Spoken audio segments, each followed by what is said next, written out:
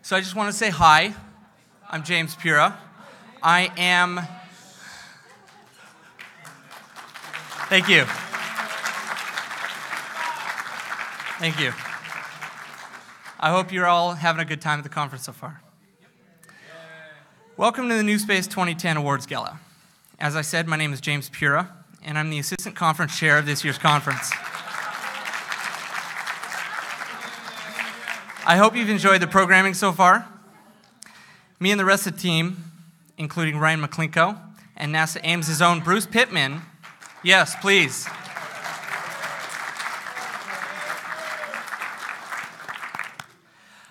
We've really tried to push the limits and get you the best programming that anyone's ever seen at this conference so far, or at any conference.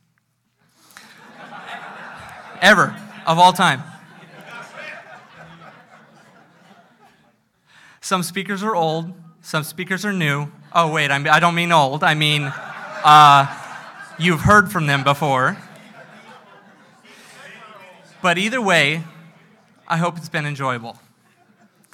I hope you've all also taken notice of the representation at this year's conference from the younger generation.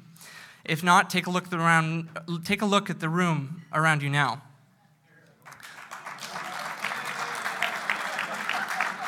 You know, this NewSpace thing has really struck a chord in the hearts and minds of the best and brightest of the next generation of space nerds. So I would like to encourage all of you, for the rest of this conference, if you find yourself standing next to a younger person and their eyes are glazed over with bewilderment but enthusiasm, start a conversation with them. Tell them a story that maybe they've never heard before. I promise they'll enjoy it. I'd like to take a moment and thank our sponsors, for without their help, we wouldn't be here. I'd like to thank first and foremost NASA. Yes, and more specifically NASA Ames Research Center. Boeing has also been a support for us for many years, so I'd like to thank them as well for their continued support. Isle of Man has also been one of our strongest, most consistent supporters and has shared our vision for a while now, so thank you. I'd also like to thank Dynetics, Ecliptic, SpaceWorks Commercial, Masten Space Systems, SEDS, National Space Society, Space.com, Spacevidcast, Space News, and InSpace Media. You see in the theme here?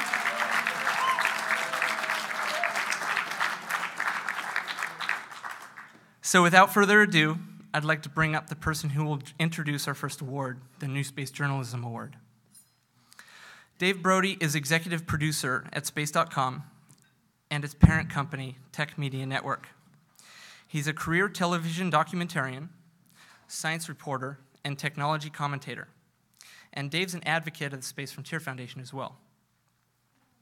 Here to present tonight's award for NewSpace Journalism, Dave Brody.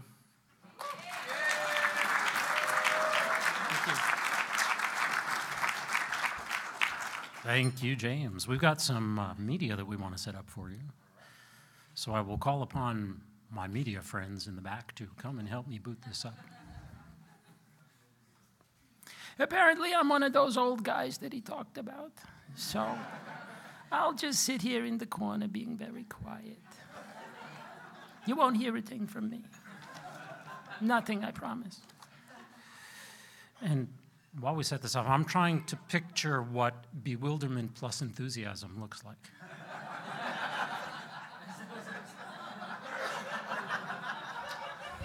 Is that about it? Is that what you were thinking, James?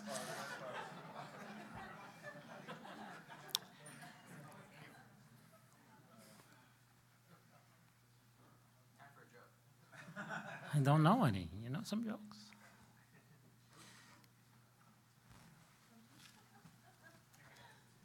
So I'll tell you what we're trying to do here. Your NewSpace Journalism Award winner tonight is Miles O'Brien.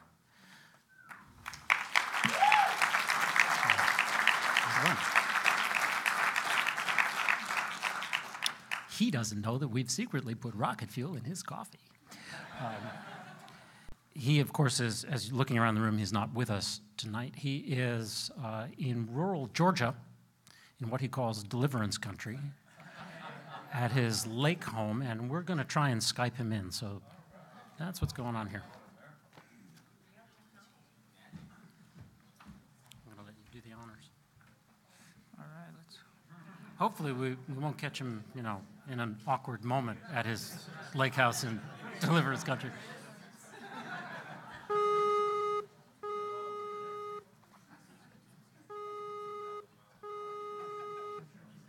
That would be a freeze of Miles O'Brien earlier in the day, because it's the middle of the night in deliverance country.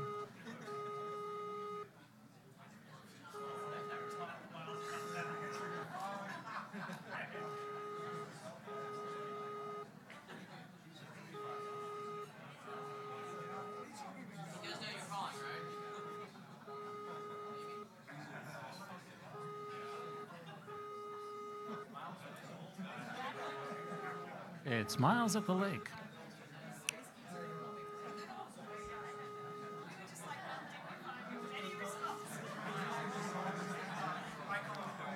Okay, well, so far this is working about as well as dessert.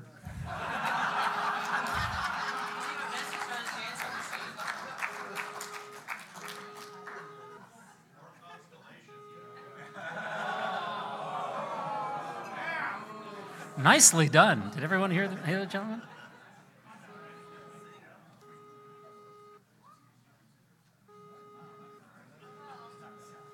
Oh, well.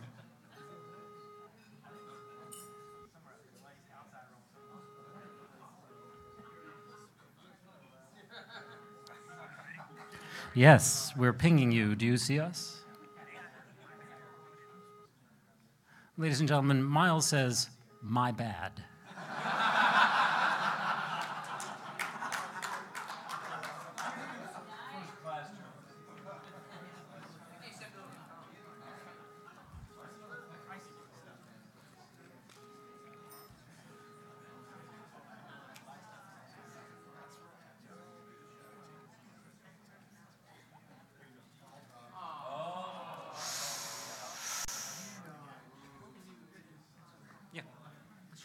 Yeah, stand by. Let's call someone else. That's right.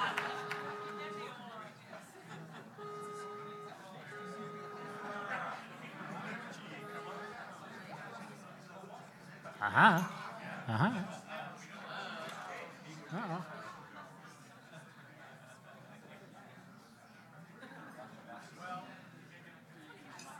Let's try one more time. We'll just keep trying until we get there.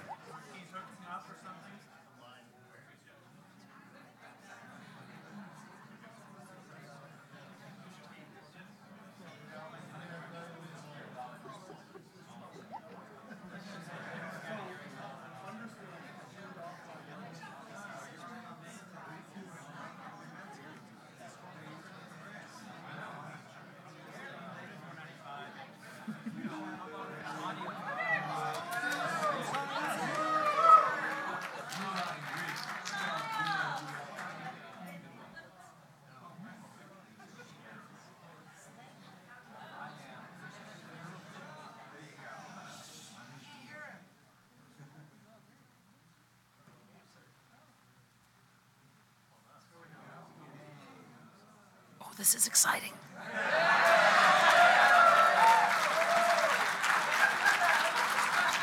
Technology. Ladies and gentlemen, Big Miles is watching you.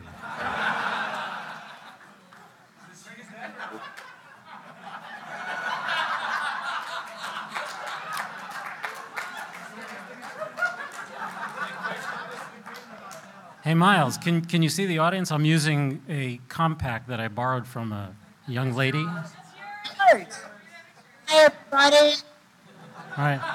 So there they are. It's like looking through the Soyuz port, right? All right. How's the food? Bit rubbery is the report that I heard.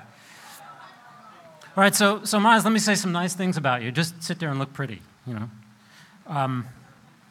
So I first met this character in a space context. I met him at the Johnson Space Center in Houston, that little, room with the blue curtain, that damn blue curtain where America's best and brightest and smartest and most interesting people are made to sit there very stiffly by NASA PAO. I mean, heaven forbid, like the CDR should have an opinion about the mission that he's going to fly or she's going to fly. So it was clear to me at that very moment that Miles was a kindred spirit with us here in the foundation. It was pretty obvious that Miles was there, and in fact I was there, not because our respective media organizations, in his case CNN, in my case Sci-Fi Channel, really wanted us to be there covering it. We were there because we were really into the subject, like space was, I don't know, important.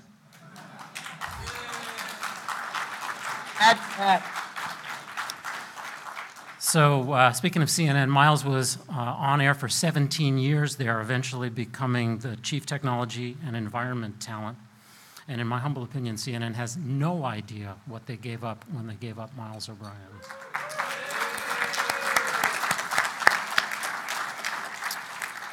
But the good news is mainstream media's loss is our gain, because for the last several months, Miles, along with Stephen Young at Spaceflight Now and his team, with a little bit of help from Space.com, has been producing this labor of love and personal passion that they call This Week in Space, and I encourage you to check it out wherever you can find it. Yes, it's on Space.com, but it's also at SpaceflightNow.com. It's on YouTube. Just Google it. It will come up. So, and one of the things, when This Week in Space is at its best, and this is just my personal opinion, Miles, it's when you're covering the cool, disruptive stuff that is done in the private commercial space sector. So, Miles, for your unmatched, insightful reporting on the new space industry and the old space industry, we of the Space Frontier Foundation are honored and pleased to present you with the 2010 NewSpace Journalism Award. I'll show it to you, and then please talk to our folks here.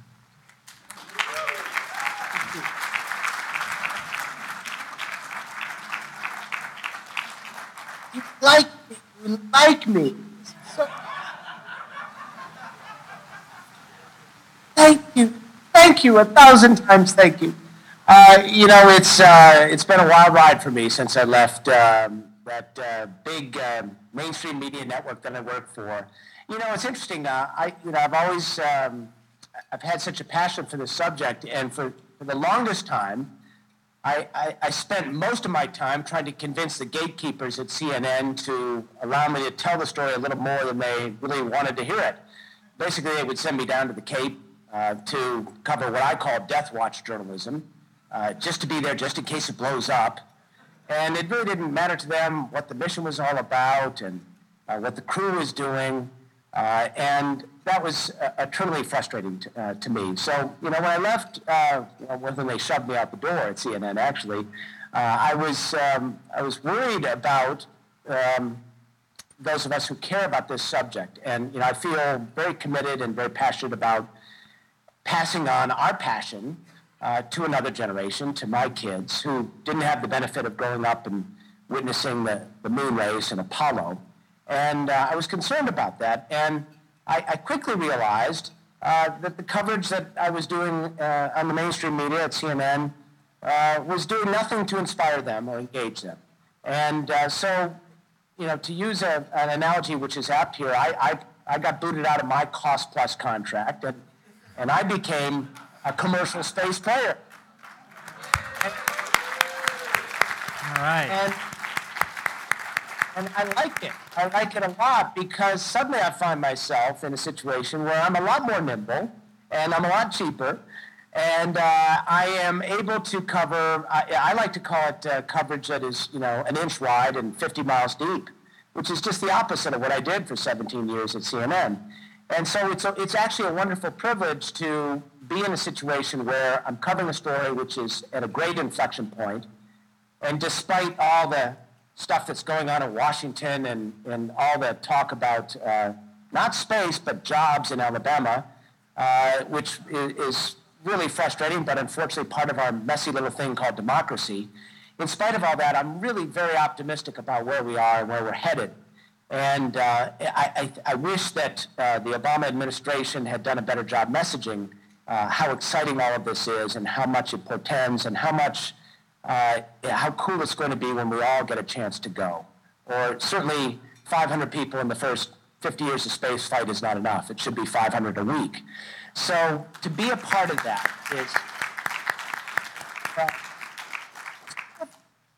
and I'm committed to it. We've done this show on less than a shoestring and loved every minute of it, and we wouldn't stop no matter what because this is too important. And so thank you for accept this on behalf of Kate Tobin, Waters, just together because we love it and care deeply about this subject.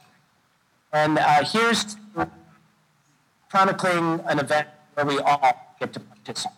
Thank you very much.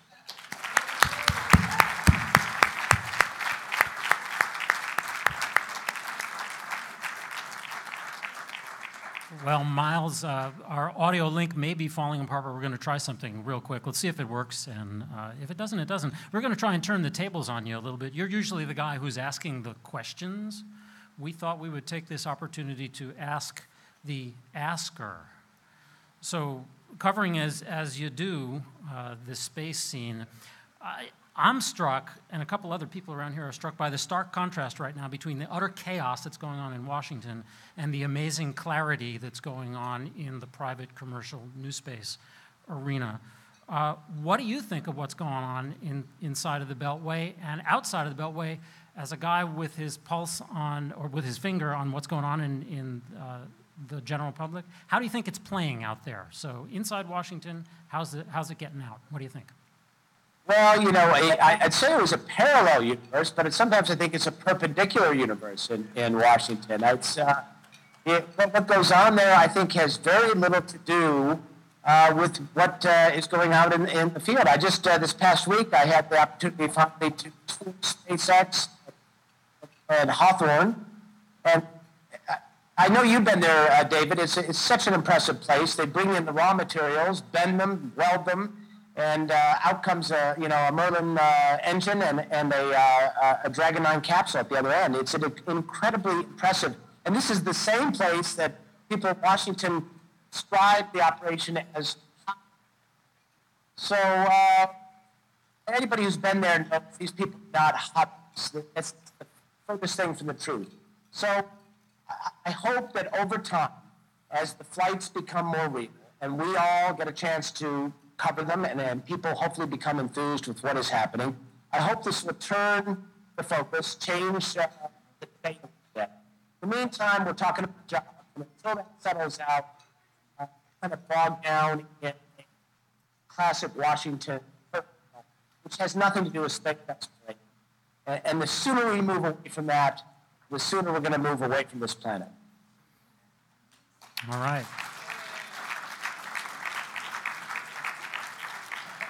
See them applauding? That's applause for you. Well, thank you so much, Miles. And one more round of applause, please, ladies and gentlemen.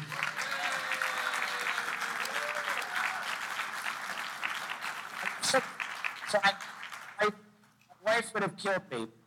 The beauty of, new media is I can sit here with this shirt on and I'm wearing boxers. You mean rather like a Supreme Court justice? Thank you very much, Miles. Folks, your 2010 NewSpace Journalism Award winner, Miles O'Brien.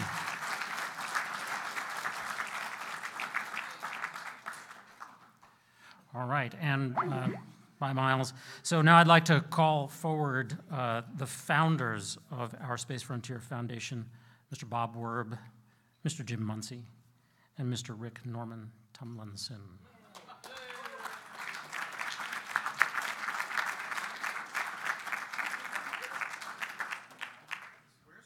Someone go to the men's room and fetch Rick.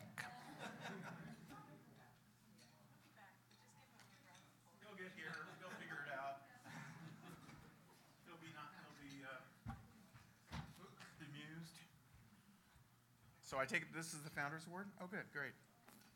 So, what do we want to say about this? I don't know. Okay. There he is. Now I'm inspired. What happened? You weren't here. I didn't do it. It's not my fault. You weren't here. Okay. That's okay. You're here now. So we founded this organization 22 years ago. Okay? And it always amazes me we still talk to each other. At least once a year, right? Here we are. No politics, though. The Founders Award, we created it, I don't know, about 10 years ago, as an award for us, the founders, okay?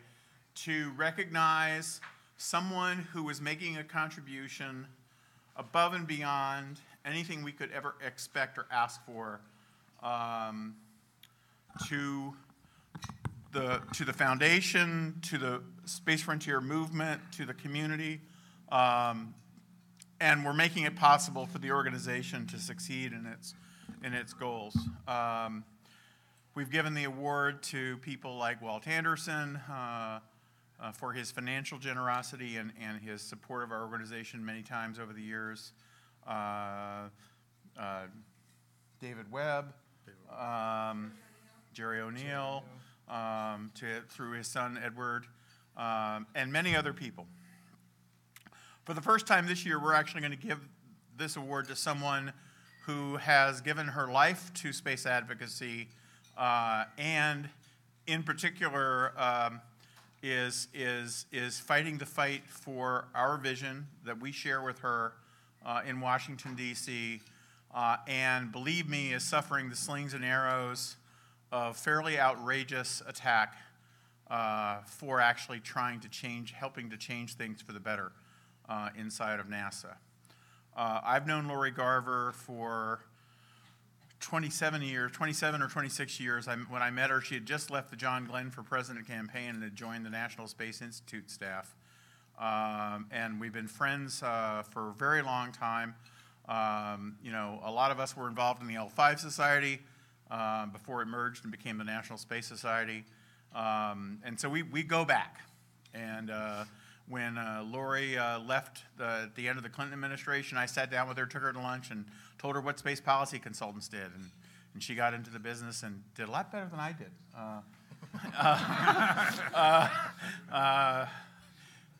Anyways, Lori is in Europe right now on work for NASA, but she filmed a video for us, and somebody better know how to start this because I have no clue. And if they aren't up here soon, what? You're ready? You can do it back there? Wow, there she is. So Whoa, can't hear. Can you start it? And Restart.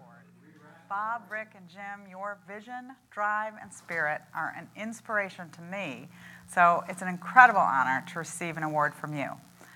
It's been your work and that of the foundation that has advanced our nation and our world toward a time when humans living and working beyond Earth is a reality. I know that we're doing that now with the astronauts on the International Space Station, but I also know that what you are working toward is a time when not all of the people living and working in space are paid for by the taxpayer. This award is meaningful because it comes from the space community's true believers. You are the visionary change agents, and I grew up with you. It's a somewhat ironic situation that when the Space Frontier Foundation was founded, I was executive director of the National Space Society, and it was partly in response to NSS's close relationships with NASA and industry that the founders felt a void that should be filled and started the foundation. At least, I remember that's the way Rick explained it to me at the time. Rick and I discussed at that time how NSS could be the Sierra Club of the space movement, and the Space Frontier Foundation could be Greenpeace.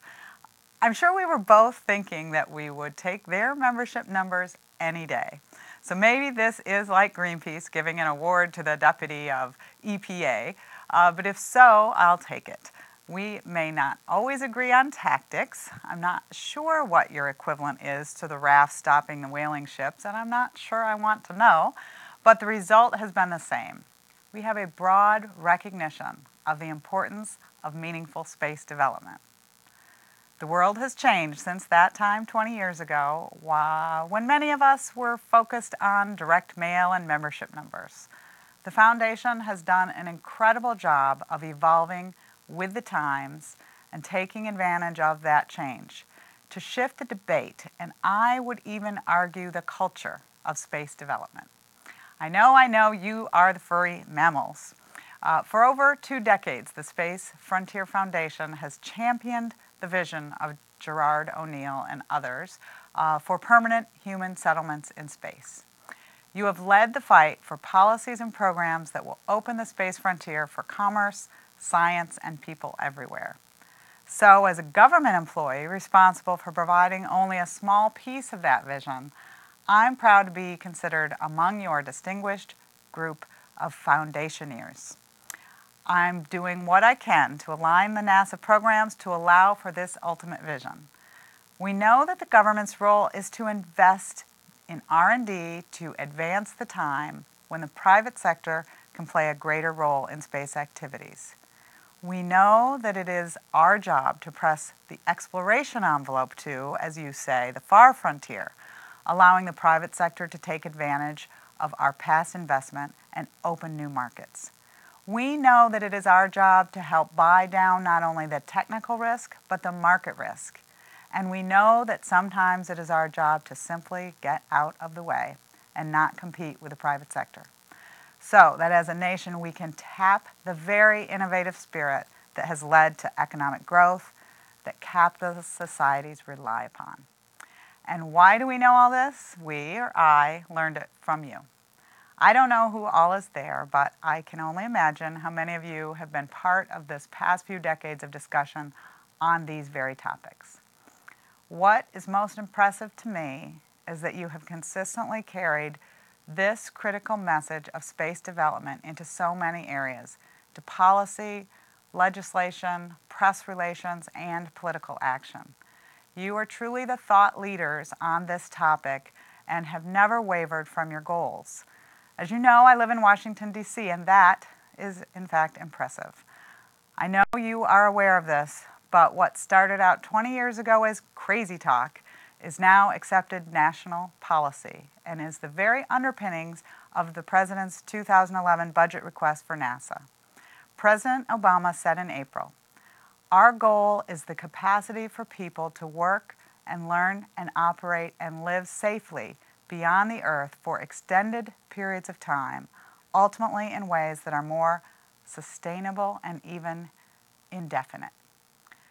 You can be as proud of those words as I am. The President's budget proposal at its core supports opening the space frontier and pursuing the ultimate goal of human settlement.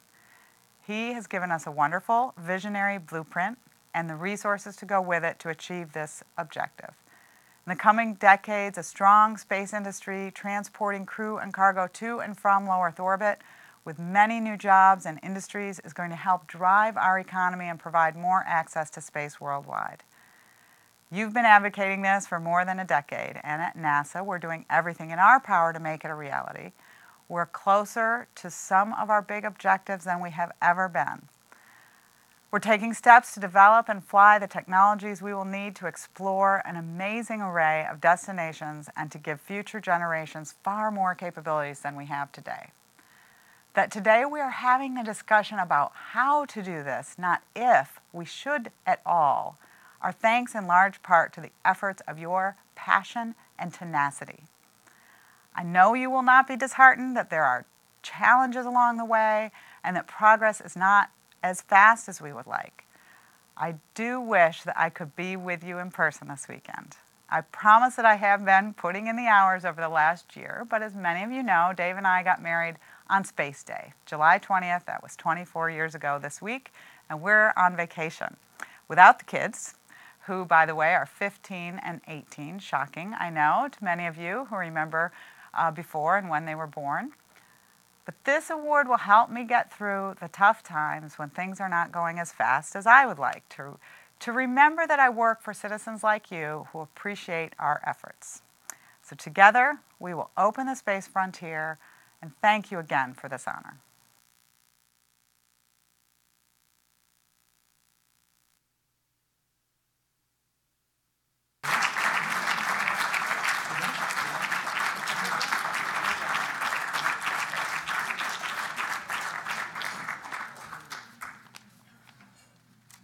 think you need to go to the next slide. There we go. And I need Michael Potter to join me up here.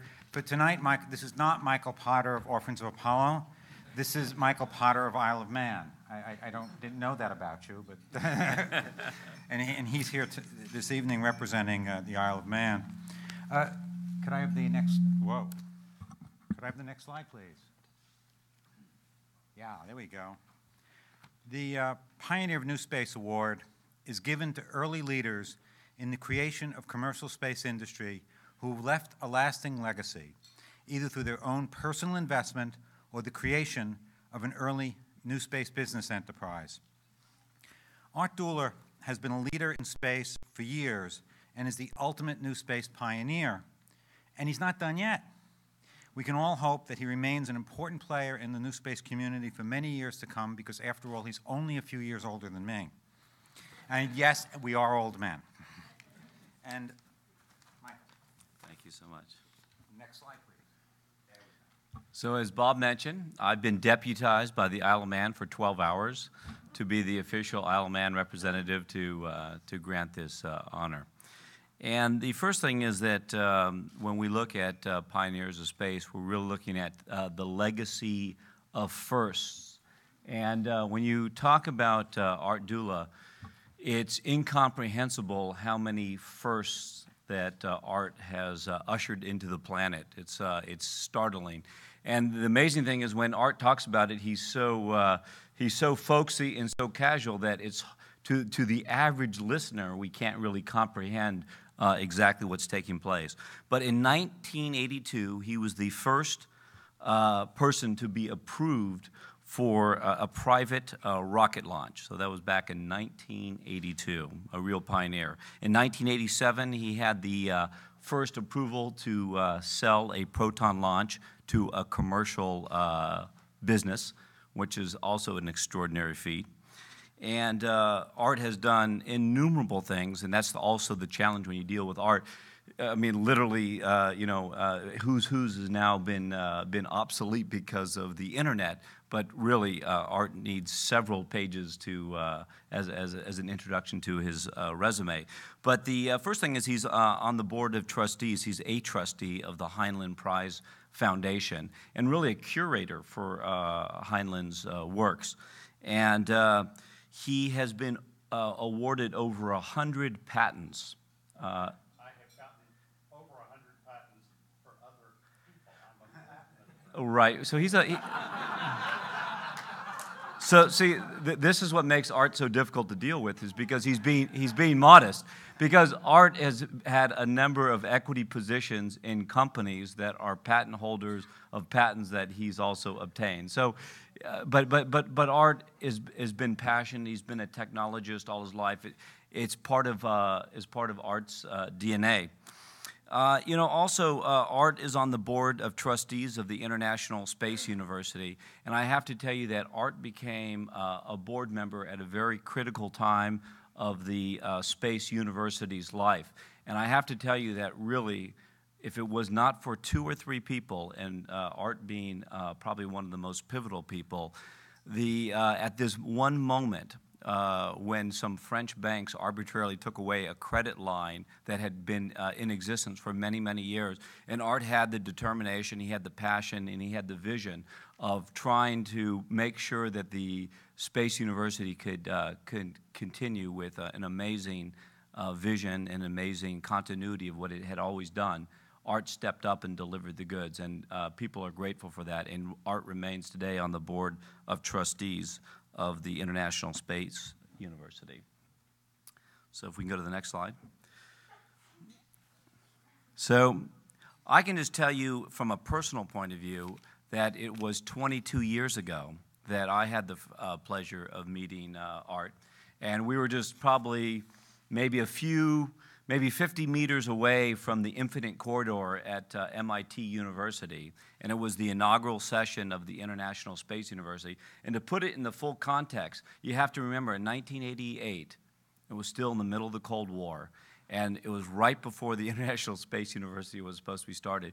And nobody knew Nobody knew whether the Soviet delegation was going to be granted its visas.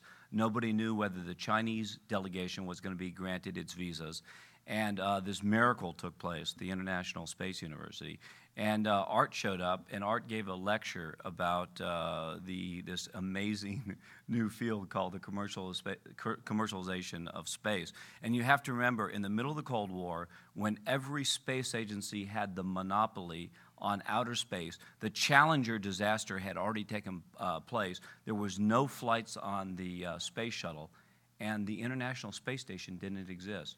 And Art Dula walked into a classroom at MIT and said, you know, there's a new vision I have for space. I know it's the Cold War, but I've signed an agreement with the Soviet Union, and I'm going to sell Proton launch vehicles to the West. And I can do it safer, I can do it in a more consistent way, and I can do it at a lower cost to taxpayers, and I'm open for business, and I'm ready to go. And I have to tell you, everybody has a story about how somebody, where they were at a university, and somebody got up and somebody spoke, and it touched them in some way. But I have to tell you that for many, many of the students who listened in that audience, and for 98% of all the speakers who came through the International Space University, they either represented NASA or the European Space Agency or JAXA. So they were all well-intentioned people, all incredibly intelligent people, but there was no diversity of opinion about how do you try to solve the world's problem.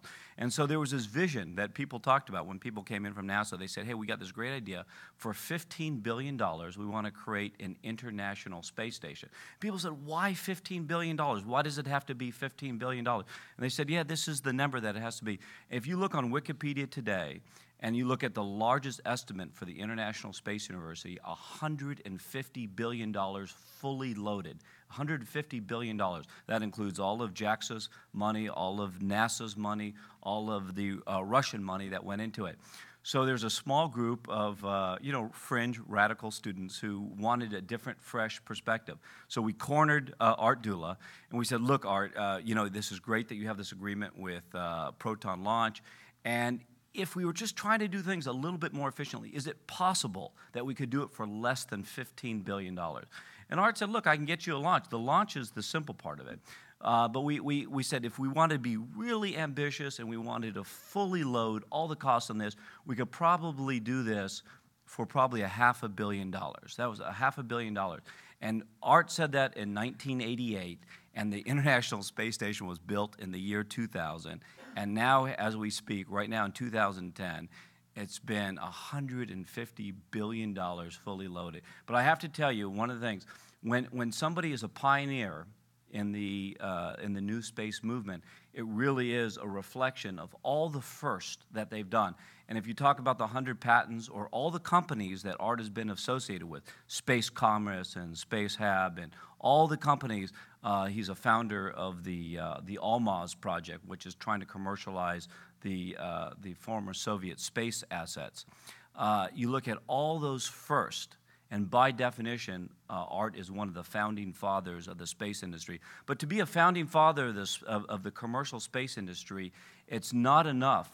You can own a company, you can run a company. It's not enough to have leadership. I think it's also important to have a spirit, and there's an ethic that goes along with that. And I think Art delivers that, and we salute you, we celebrate you, and thank you, Art.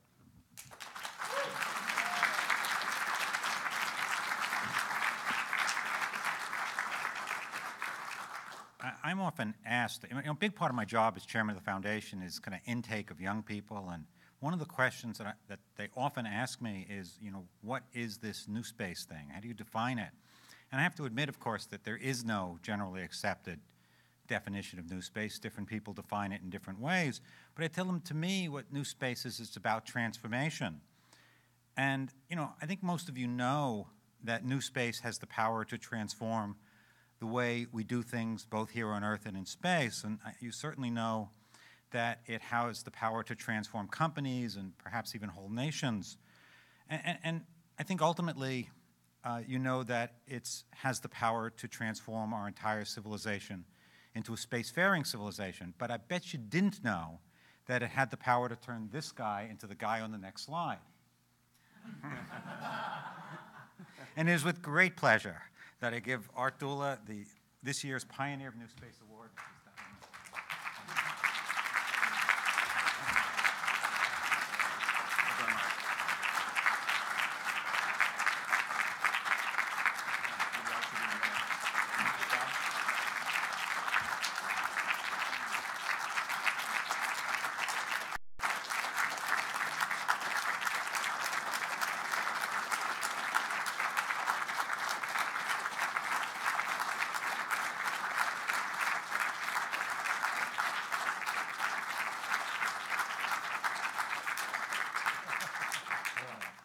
Thanks. I get to talk now, right? Yes. You know, as a lawyer, I like to talk. How the hell am I supposed to get this thing into my suitcase? We'll ship it for you. Yeah, look, hey, Red, could you take this and set it on the table? Yes, sir. I appreciate this because most of the time I'm handing out the awards. Like, for example, we gave Peter Demianis the Heinlein Prize, which had a check for $500,000 with it. And I don't see any check tonight, unfortunately. Yeah, I got the rock. What you don't know is when I gave Peter that check, I was kind of nervous when I wrote it, and I accidentally post-dated it by a year. And no, this is a true story now. Listen now, this is a true story. And so he had this check for $500,000, and he didn't notice it because he was so excited. We'd given him a sword, too, and he was waving the sword around and poking people with it. But he got back to California, and his bookkeeper noticed that it was dated 1 year later, and so I got this very diffident phone call from Peter. Art, did you realize that you actually dated the check 1 year later, and was this intentional? And I said, oh, no, it's all right, don't worry. We'll cancel it, and we'll do another check. And at that point, he was relieved, and he went back to meeting the ordinary Peter that founded all of these things. And he said, well, can I keep that one and cash it next year? And now, if you want to define new space, that's an operational definition of new space. Let me talk to you for about 5 minutes about some interesting things that happened on the way to making some companies make some money. And then I'll tell you why at least I'm actually here. And I'd like to share that with you because I think it's important. Yes, in 1982, I got the first license to launch a private space vehicle for Space Services Incorporated, my friends in Texas. We launched the Conestoga to 250 miles over the Gulf of Mexico. And the State Department said we had to have an export license because we were exporting a bunch of sand into the Gulf of Mexico. And we told them that, essentially, screw you, we're going to launch the thing. And 24 hours before we launched, we got a one-time exemption from the law, bless their hearts. I can remember we didn't have a radar tracking system, and we needed to use the Corpus Christi Naval Air radar tracking that they use for training people out there over the Gulf. And we were on the line with this admiral and his general counsel, and they said, well, sometimes the Cubans run intelligence trawlers into that area, and what happens if you hit one of them? And I looked around and thought, well, what the hell am I supposed to say about that? And so finally I said, well, Admiral, I'm awful sorry. We don't have time to fit terminal guidance onto this thing, but we'll sure try to hit that intelligence trawler. and he gave us the okay to use his radars at that point. Now the Bureau of Alcohol, Tobacco, and there wasn't any space licensing procedure there. That came along 2 years later because we did this. And so I had to get licenses from 32 separate places, and one of them was the Bureau of Alcohol, Tobacco, and Firearms, who noticed that we had more than 3.5 ounces of black powder in this Minuteman M1 motor that we were firing into space. So I'm the only person in the world that has a federal firearms license for an intermediate range ballistic missile.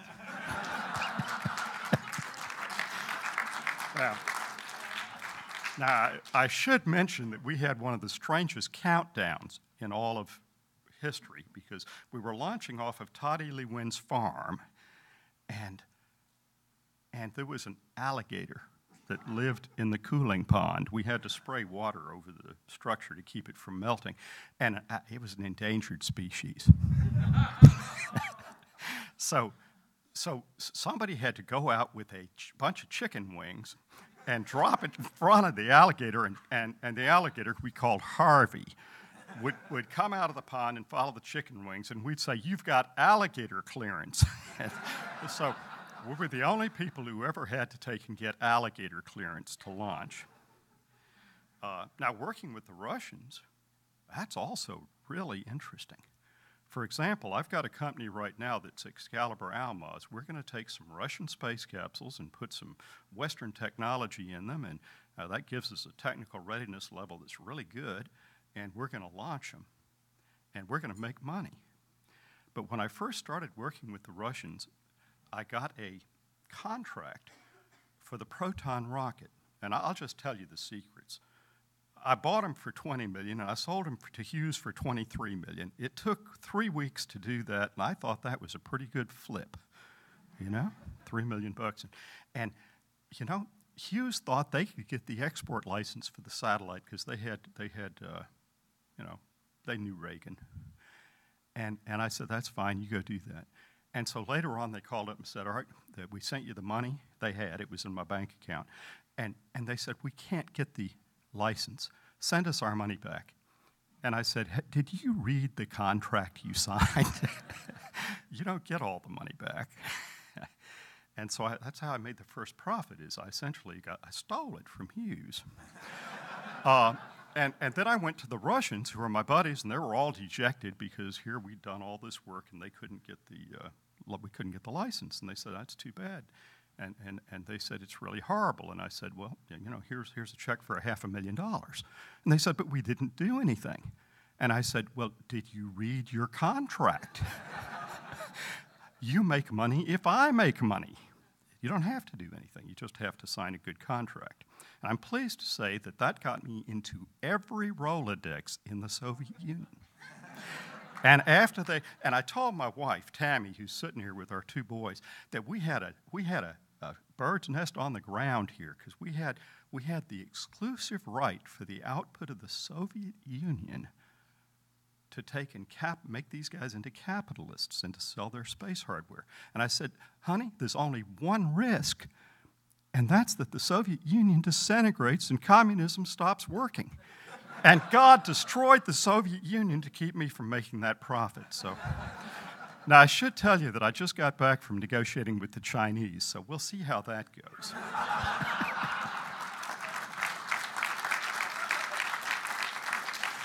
Now, so having told you some of those interesting things, I'll just tell one more. Alex, you're here, aren't you, Alex Hall? You stand up for a minute. Now stand up. This lady bought a Thor Able rocket from me. And she did, but she said, Art, you got to deliver it to England.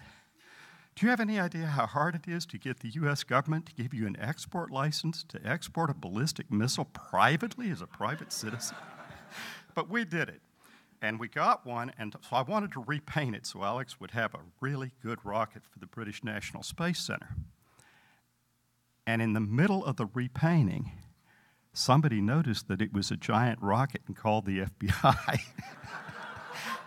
And since when they typed the serial number in, it said that this was a nuclear-capable vehicle, the nuclear response team responded.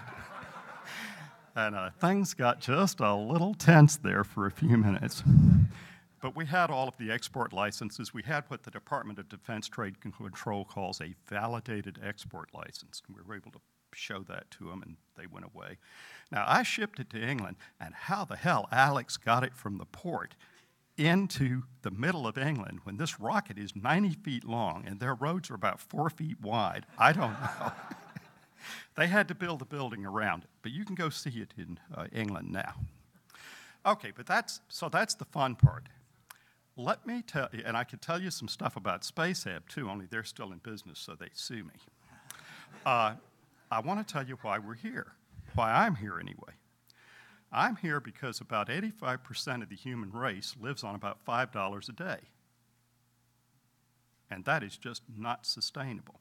We're sitting here eating, really good beef, and we're drinking good wine, and they're starving to death. Now, that can't be allowed to continue. Yet, we only have a certain amount of resources on this planet.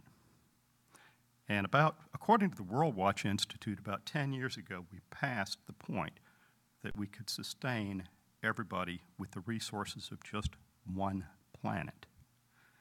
Fortunately, there are others.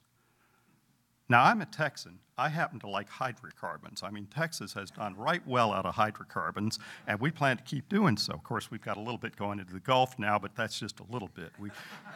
Most of it we sell to everybody. Now, do you know where the biggest undeveloped deposit of hydrocarbons is? It's on Titan. It's on Titan. And for what we put into Iraq, we could have gone and gotten it.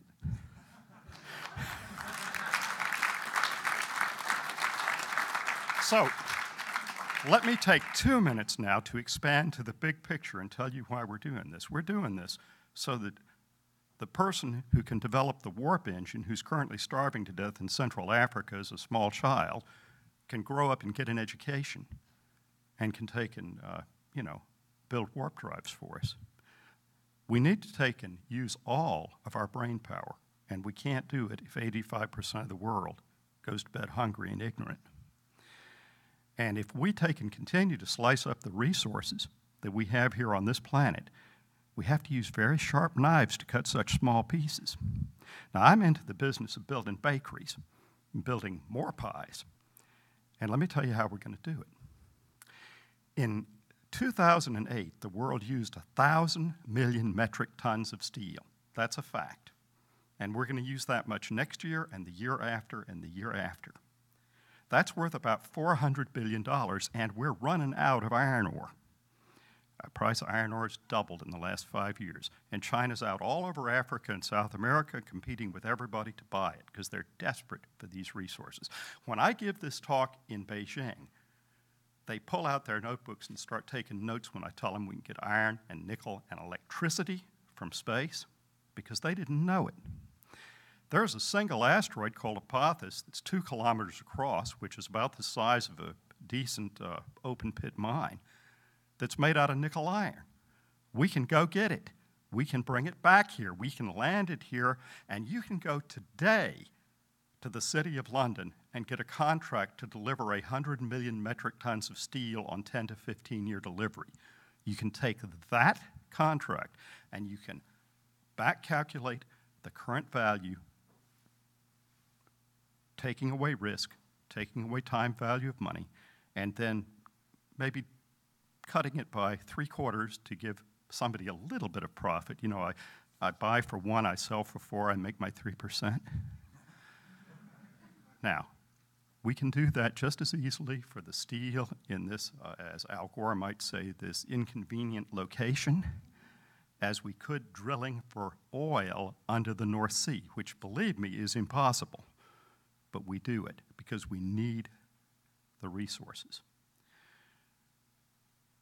I'm particularly glad to get this award and brought my family here. And I wouldn't do that just for any award, but for your award I will, because you're the people that are actually going to go do it, that are actually going to go get this steel from space, that are going to get the electricity from space. And in doing that, you will enrich the world. Look, there are 3 principal arguments made for going into space. There is the technological argument that we're going to learn all about the universe. We're going to learn all about science and technology. There's the economic argument. We're going to get rich, and yeah, we are going to get rich from it. And there's the military national defense argument. He who holds the high ground controls the earth, and whoever controls the orbitals controls the earth. Believe me, that is true. But all of those reasons have people that can argue against them. Oh, let's spend the money here. Let's not militarize space. Let's take and just do science from the ground. Why don't we cut them off at the knees and say the reason we're going into space is because it's a basic human biological drive. We're going into space for evolutionary reasons, not just for those excuses that I just gave you.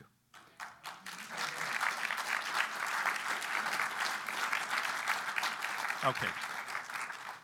That's the why we're doing it, which is what I wanted to share with you. So thank you very much tonight. I appreciate it. I hope I haven't taken too long.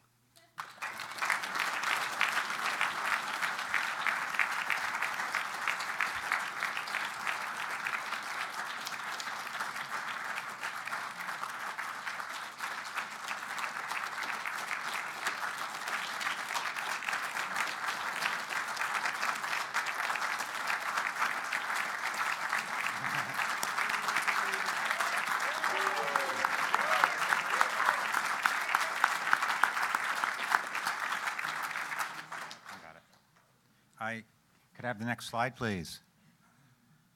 Yes, and the next presentation is coming from Will Watson, who I've had a lot of employees over the years, and I want you to know that I've never had one who's as enthusiastic as Will, and it's been a pleasure having him work for me the last couple of years.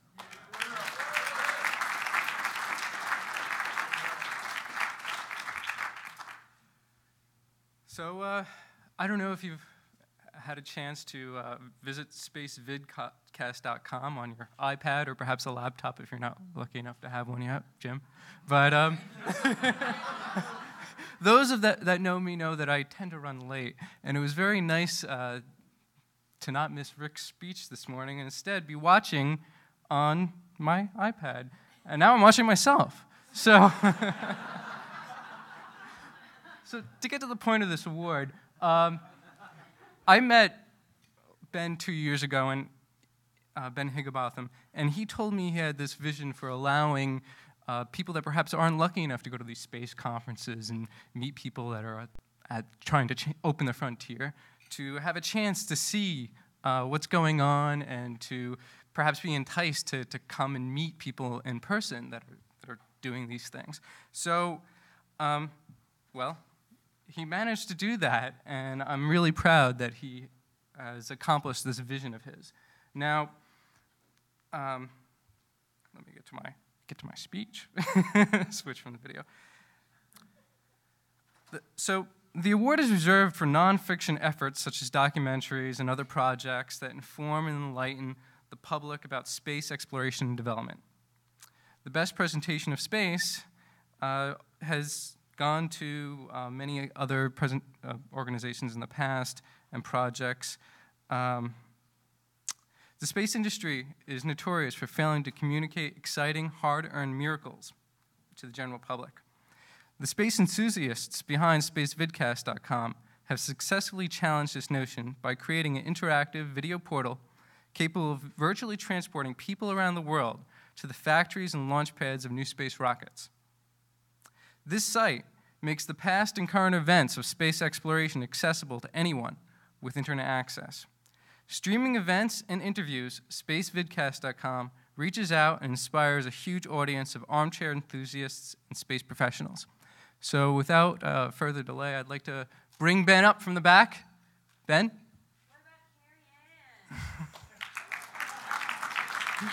Behind every great man is a woman.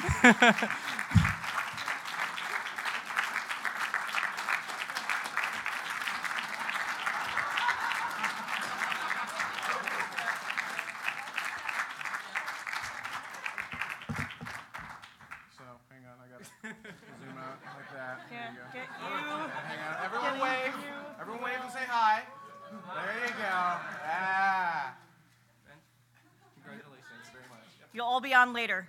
There you go. Thank you. Hang out like this. that's like the old Spice Man guy pose. Like, hello, ladies. How are you? Thank you. Fantastic.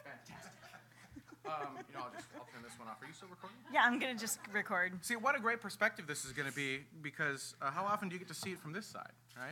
And that's what we like to show. We like to show the other side. We like to show the stuff that maybe you didn't get to see before. I'll tell the story of how we got started. Yeah, exactly. Of how we got. And by the way, I have the live chat room right here. I'm sure they're making fun of us right now. And they are. And I'll refer back. No, actually, they really are. Hi, Pete. Some people may have heard this story before, but for those who haven't, we started about 3.5 years ago, and I was doing a technology podcast, and there's some stuff happened there, and I owned all the gear for this stuff, and we had to stop doing the tech podcast.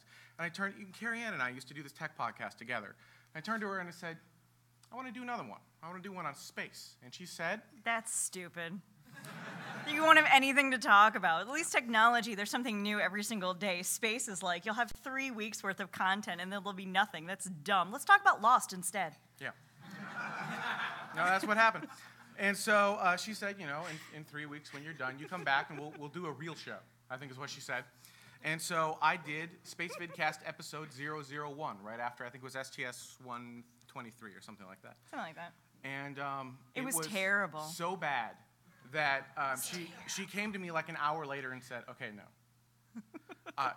You need me. You need me. And she's been with me ever since. And she has. I have to. I've got the ring. It's not fair. It's different. It's not the same. It hasn't been easy, but I love you.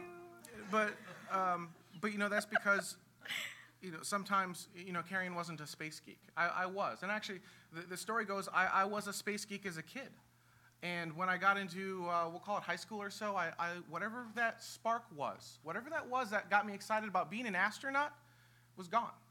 I didn't care anymore. I don't know if I was disillusioned or what the story was.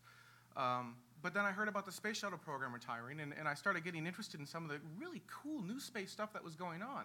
This was a chance when maybe I actually can go to space. Maybe this is actually real, and that something lit back up inside of me. And I felt this, and I'm like, we need to share this with everyone. This is something that everyone needs to get reinvigorated about. And that's how Spacevidcast was born, because I said, this is something we need to do. And I look at Masten Space Systems, and I say, you know what? They're doing some freaking cool stuff in Mojave. Why is no one showing this? This should be done live, because you want to see it explode. Let's be frank. You want to see it. You want to see it explode. That's what you want to see. I know I do. Continue to disappoint. Yes, you do. And, that's where we come from, and that's what we continue to strive to do. And I do want to correct one minor thing, in that while I am honored, it isn't me, and it's not Carrie Ann, it's the entire community of NewSpacers and I don't want to use the term old space, we'll call it established space. There you go. Because, frankly, everyone needs everyone else. And it's everyone combined that has built a tremendous community, and we're all working for the same goal. We may disagree on how we get to that goal, but all of us want to go to space. And so we're just trying to find a different way to edutain the masses and make this happen, and we are humbled that you selected us for this, so thank you very much. Really, thank you.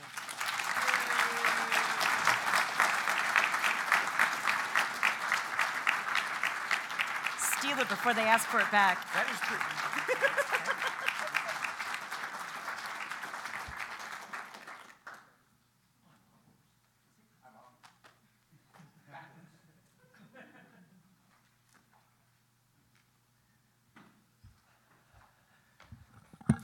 And here to introduce the Vision of the Future Award is Rick Tomlinson. Next slide, please. Thank you.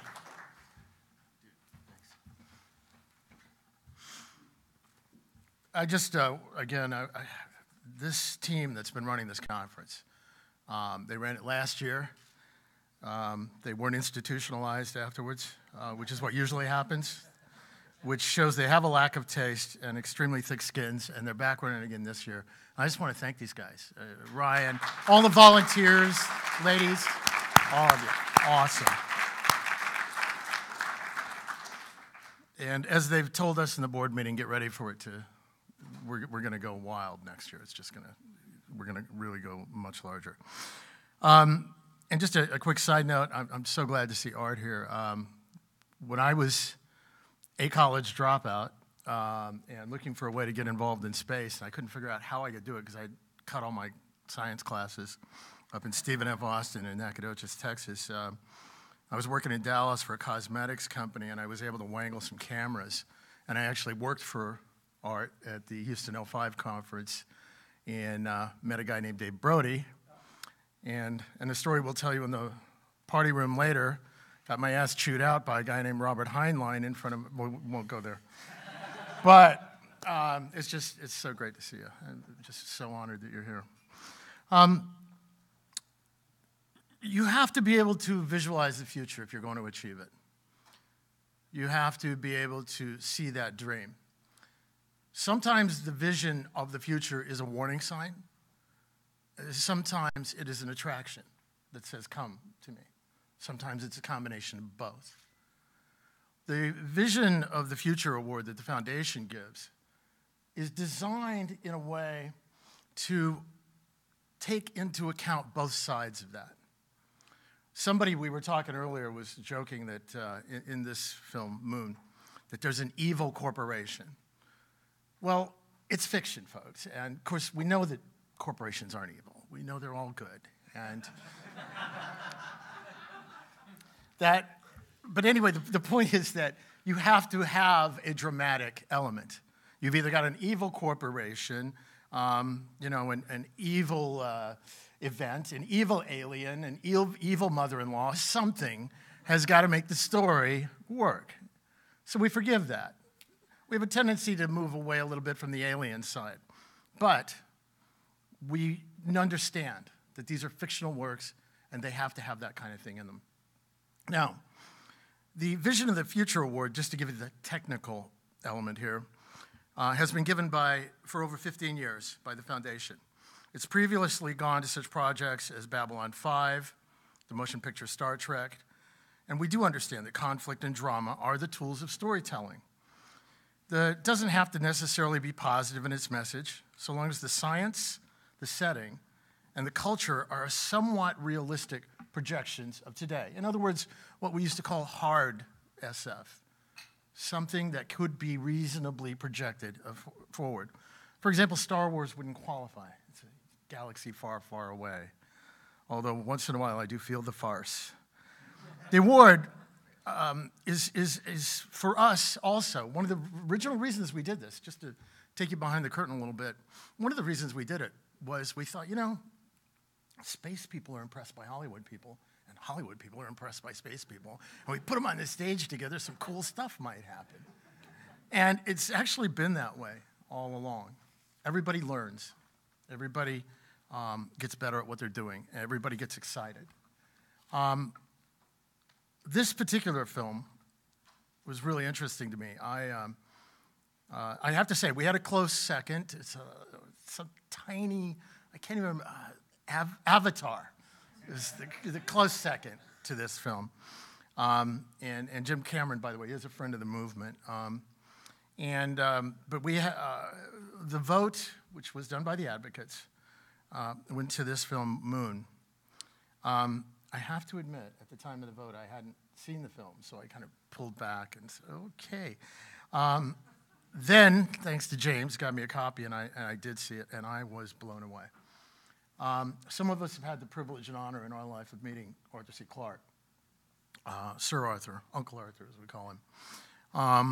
I'll tell you, Arthur C. Clarke, Robert Heinlein, the great gods of our field, would have appreciated this film. This is a well-made film. If you haven't seen it, go see it. It does deal with some of the major cultural questions coming at us in the future. It does deal with it in a realistic or realistically projectable way. It does it in a very entertaining way. And I just thought it was incredible. I thought it was a great film. So, the Vision of the Future Film Award this year goes to the movie Moon. Here to accept the award, and we're very honored that he came this way to see us, is the director of the film, Duncan Jones. Sir?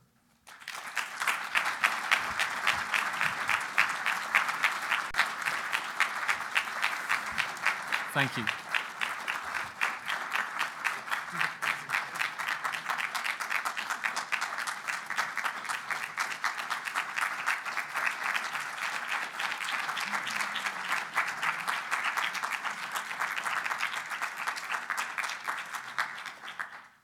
By the way, Kevin Spacey's in the film too, but he'll tell you about that. Oh, well, I'll take it back. Okay. Thank you so much. This is absolutely a huge honor for me. Moon's been a labor of love for me. We've been working on it. We were working on it for years to get it made and to try and find a way to finance it. It's a small British independent film. So I'm sorry I'm not James Cameron. Unfortunately, I didn't have $200 million to make my film either. We did it for about $5 million, which is maybe a fitting metaphor for the differences, I think, between sort of government-run space exploration and what I think the people in this room are interested in, which is finding a way to privately and independently get into space.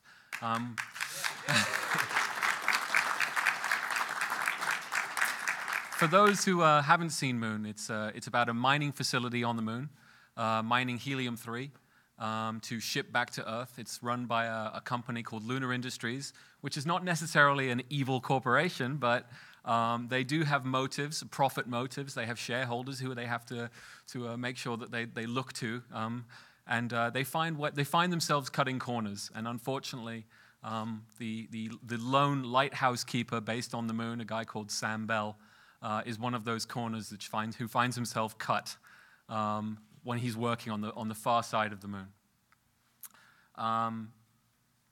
We found ourselves, because of the budget of our film, having to use techniques and technologies which probably haven't been used since the 70s. We used a lot of model miniatures. Avatar is really sort of the antithesis of what we are. And Avatar was made using CG and shot against green screen. We were building small vehicles and actually pulling them across piles of flour, gray-painted flour, in order to simulate being on the surface of the Moon. Yeah, you can see a couple of our models up there. This was all done at a studio at Shepperton in England. It's funny, actually, the very first public audience that I had for Moon was in Houston, Texas, at the NASA Space Center. So it's it's lovely for me that the sort of the circle has fulfilled itself, and my last sort of public opportunity to talk about Moon is to this audience here. So from NASA to here. Thank you so much for the award, and thanks to Rick, who's given me an idea for another film at dinner tonight. So I appreciate that, and to James as well, who was able to get me to come up here. Thank you so much. Thank you very much.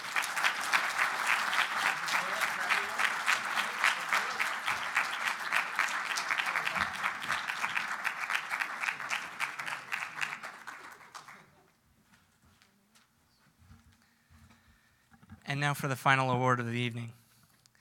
If one of my very capable volunteers could do me a favor and go right outside that back door, I've got one more surprise for you guys. Could you tell Pamela that it's time? And now for the final award of the evening. I would like to bring back up to the stage the founder of the Space Frontier Foundation, Rick Tomlinson. Stop meeting like this. It's so cool. I have a mission patch from Moon, man. It's awesome. It's so neat. I live for that stuff. Oh God, I love this award. It's where the rubber hits the road. We won't be able to use that term pretty soon, will we? So, anyway, Robert Heinlein. Speaking of which, I had a saying, and I'm going to paraphrase. I'm one of these guys who can never quote, but I paraphrase, which drove my Monty Python friends crazy. But basically, I think he said 100 miles up and you're halfway to anywhere. And, it's that first 100 miles that we got to make. My heroes are the people that are actually trying to do it. I could almost rationalize my entire life in this cause by just being able to hang out with the doers, the people that are making it happen, with the people that win this kind of an award. It is an exciting time to be alive. I think it's an amazing place for us to be right now. And I've said some of this before, repetition. I used to always try and say something new all the time, and then somebody pointed out that Martin Luther King gave that speech like 100 times before. And and basically I have burned brain out, so I'll just repeat myself a little. This is the time in history that we both have the ability, and Art alluded to this, to destroy ourselves through our technological growth, our civilization's growth, and by retooling and reusing the almost exact same technologies to break out of the cradle and expand civilization endlessly into the open frontier of space. At one and the same time. Coincidence? I don't know. But it's an amazing and exciting time to be alive. And we're it. And the people in this room are the fulcrum point. They talk about tipping points. We are it. The people in this room and our friends and associates that are out working right now, bending metal, making things happen, up all night drafting business plans, sitting in bars trying to get people to invest in those business plans, et cetera, et cetera. I mean, that's us. We are it. We are Apollo's children. We are no longer orphans. We are the parents of the future. And that's you guys. That is you guys. And I am so honored to be amongst you. And I am so honored to be amongst the people that actually make this happen. I want to show something. One of the things we're working on, my partners are here, by the way, from InSpace, because we believe a movement needs to have good propaganda. And my two partners here, Kyle and Ryan, we did the poster and all of that kind of thing. Ryan designed that wonderful work. We decided to go out because, again, we want to honor these people and tell this story. And just real quick, I want to give you a clip of a show that we're pitching with some partners. Can I say who they are? No, we'll keep that private. But we have some partners. This is their business. I will tell you this. We're pitching this show, and everything you've ever seen on Curb Your Enthusiasm or any of those shows about TV producers is absolutely true and more. This podium is smarter than most of Hollywood combined. You know that. Yeah. Been there, done that, right? So anyway, I just want to show this clip as a precursor generally of a show we're working on to tell the real story of NewSpace. And one of tonight's winners is actually one of the featured teams. It's sort of Ice Road Truckers meets Building Choppers meets Deadliest Catch, that kind of thing. That's how you have to speak in Hollywood, right? Grand concept. Say it in one sentence. I actually tried to make a pitch longer than that, and one of my buddies, who was a showrunner, as they call him, said, "Shut up." I said, "Well, in space, you're actually supposed to prove the point." No, in Hollywood, you shut up so they can't catch anything that confuses them. Anyway, the point is, this show is about these people, and our job is to aim a looking glass and aim a lens at our people in this cause. So if I could have the trailer. This show is called Space Race. It's just a short 90-second, what we call sizzle reel. InSpace and our partners are producing the show.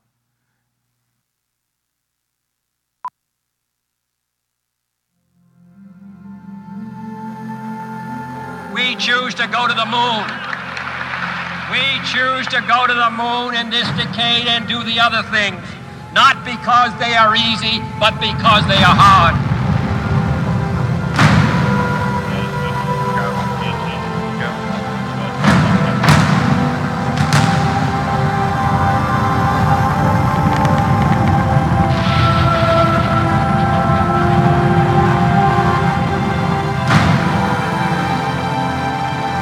Startups to established leaders, we will work with a growing array of private companies competing to design and build and launch new means of carrying people and materials out of our atmosphere. The space race will once more inspire wonder in a new generation, sparking passions and launching careers, reaching for new heights, stretching beyond what previously did not seem possible. We distinguish ourselves by accomplishing what we try to do. We play to win. Jeff is the super genius. Dan is the fantastic engineer. Doug's a rocket whisperer, and I'm Mom. 3, 2, 1. We're a small R&D shop, and we build computer-controlled rocket ships.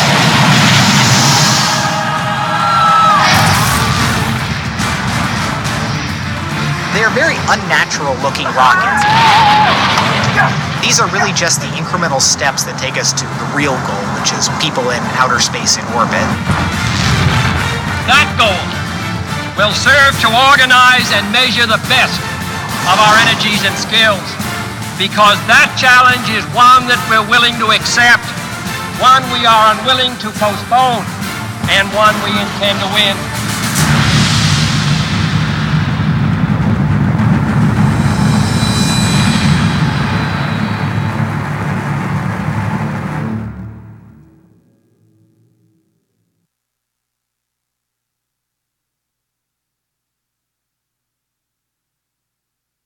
Capture 1/10,000th of the excitement of the reality of what people like the winner of this award create for us. This should be fun. And folks, it's just the beginning. It's just the beginning. The award this year for Vision to Reality goes to Masten Space Systems. The reason we're giving them an award, and I got to tell you, it's interesting because you never discount people in this field. You got to be careful who you discount or you don't notice or whatever. I remember even within the microcosm of our microcosm in this field, you know, at first to me, I knew different players, and I was, well, there's Route 10, and there's X-Core, and there's Armadillo, and then coming up the side comes Masten. And it's amazing. And so this last year in 2009, and one of the reasons we're recognizing this team, was that they won the Northrop Grumman Lunar Lander Challenge with a nearly perfect flight of the Zoe vehicle. And I have to tell you, it's just an amazing honor for me because we have the CEO and founder of Masten Space Systems here. Sir, Dave Masten.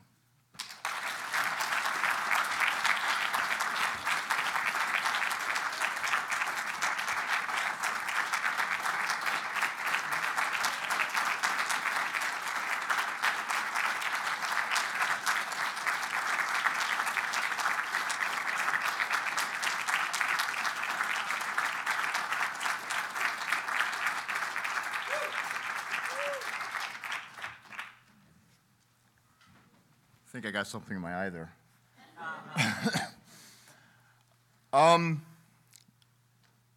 In a way, I guess I want to sort of look more to the future than the past in my comments.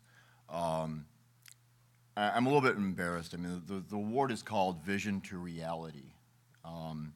While this has been a great stepping stone, what we've done in the past year as Masten Space Systems, it's not really the vision yet. It's just one small step towards the vision. So we're not anywhere as close to having the vision to reality part done yet. We have a long way to go. I will consider myself lucky if on my deathbed we're 99% of the way or 90% of the way towards that vision. And that vision is when an 8-year-old girl asks her parents if she can go on vacation to the moon this year. And her parents, later on, after she's in bed, talk about it a little bit and say, you know, I think we can afford to do that.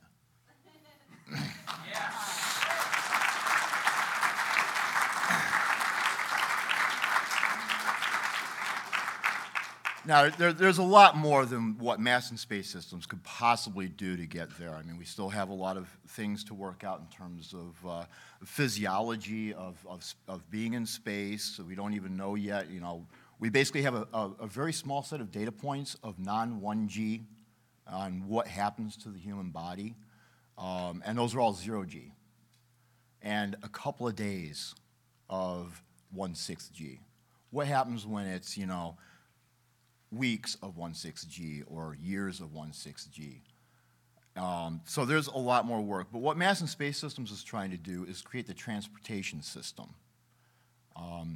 Right before the Lunar Lander Challenge competition, before our flights, Alan Boyle of MSNBC called me up and wanted to do a little interview. And his last question was, what is the ultimate goal for Masten Space Systems? And I said, only half jokingly, solar system domination. We do. We want to have, Masten Space Systems spacecraft and launch vehicles at the spaceports here on the ground on Earth. in low Earth orbit, docked to the propellant depots, at the propellant depots and stations at all the Lagrange points, on the surface of the moon, on the surface of Mars, and who knows how many asteroids that we can get to.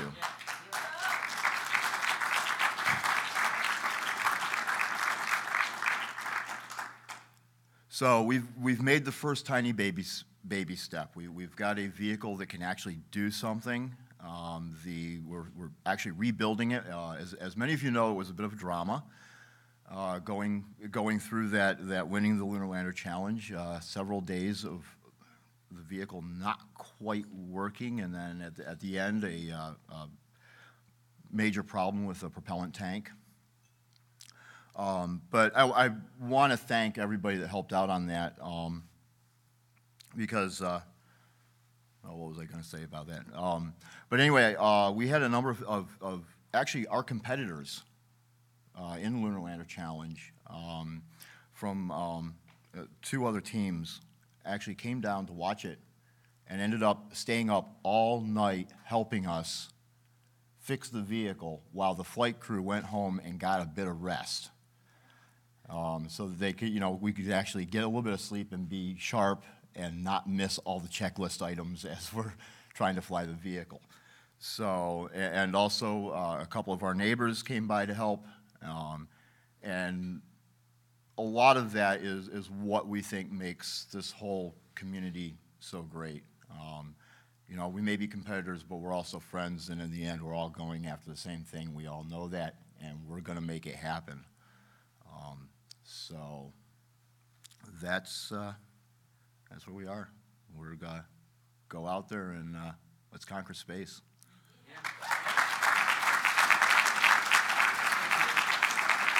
And long live the revolution.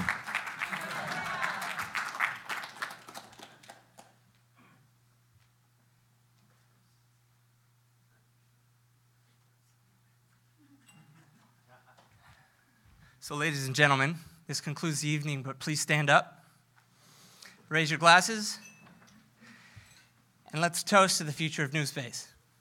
Hear, hear.